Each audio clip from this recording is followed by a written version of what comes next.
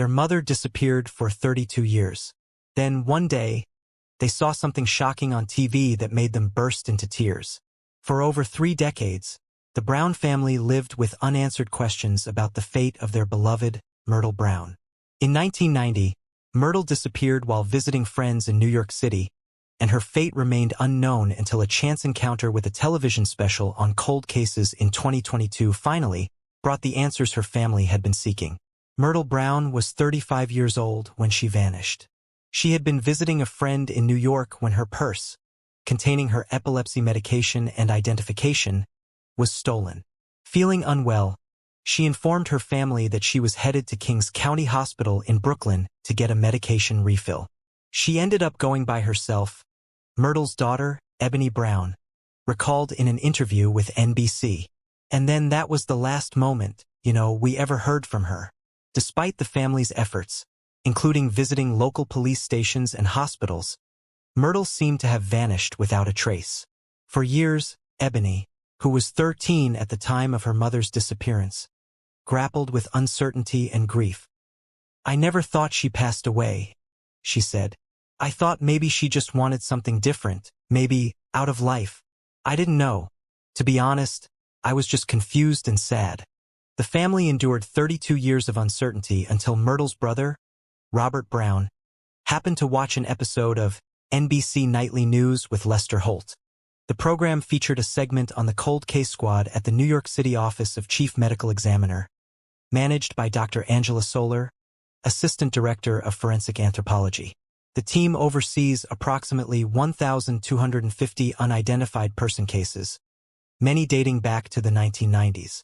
During the broadcast, Robert saw an image on a missing persons poster depicting a facial reconstruction, a tool used by the team to recreate facial features from unidentified bodies using clay models.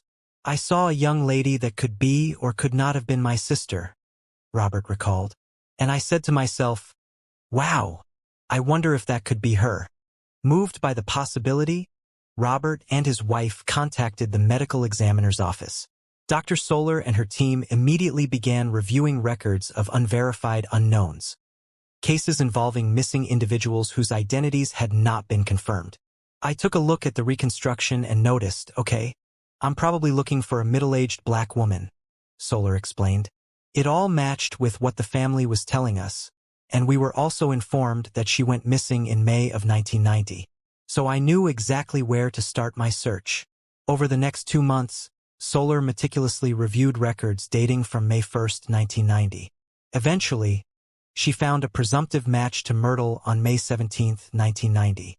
The details in the record's location, date of death, and medical history all aligned with what the family knew about Myrtle's disappearance. Although the reconstruction that Robert saw on TV did not depict Myrtle, it set in motion the events that led to solving the mystery. Solar contacted Robert with the news he had been waiting for over 3 decades. "Robert, I think we found your sister," she told him. Robert, along with Ebony, listened in disbelief as Solar explained the circumstances. Myrtle had gone to Kings County Hospital, but was never officially admitted. She was waiting in the ER when she suffered a seizure and died, having only provided her name and date of birth to hospital staff. Ebony asked for a photograph of the deceased to confirm whether it was indeed her mother. "She sent a photo to both of us, and it took me a second to realize that's her," Robert said. Ebony, however, recognized her mother immediately. "As soon as I saw the photo, you knew it was her," she said, describing the moment as if she had been transported back in time. The Browns finally learned the truth about what happened to Myrtle. The family was able to hold a virtual memorial, finally finding peace after years of wondering and waiting. Reflecting on the experience, Solar emphasized the importance of families stepping forward with information about their missing loved ones. Even though it didn't end up being the individual the recreation was based on, it helped us resolve a case, she said. "It made a difference, and that's the whole point, is to get people to stop and think for a moment and follow through and give us a phone call." For the Brown family, the search for Myrtle may have spanned 3 decades, but the answers they found finally allowed them to close a chapter of uncertainty, proving that even the coldest of cases can eventually be warmed by the light of discovery.